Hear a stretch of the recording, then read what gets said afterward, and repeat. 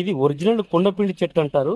ఇది కిడ్నీలలో రాళ్లకు కరగని కోసం దీని యొక్క ఆకులు వచ్చేసి ఈ విధంగా అయితే ఉంటాయి. ఇక్కడ చూడండి, ఇట్లా పొడుగస్తాయి. ఇందులో 3 జాతులు ఉన్నాయి. ఎలాంటి రాళ్ళనైనా ఇది కరిగిస్తుంది. ఇది కిడ్నీ లోపల ఉన్నటువంటి సమస్యను తీసేస్తుంది. ఇది చాలా అద్భుతమైన గుణాలు, ఔషధ గుణాల మొక్క. దీన్ని పాషాణ బేదని కూడా పిలుస్తారు. ఇందులో 3 జాతుల్లో ఇది ఒక జాతి. వేరే జాతులు అవి కొమ్మలు నాటితే వెనుకుంటాయి. ఇవి మాత్రము విత్తనాల ద్వారానే వస్తాయి. ఇంతింత పొడుగు వస్తాయి ఇట్లా. ఇవి 10 నుంచి 15 ఆకులు ఈ విధంగా ఉన్నాయి.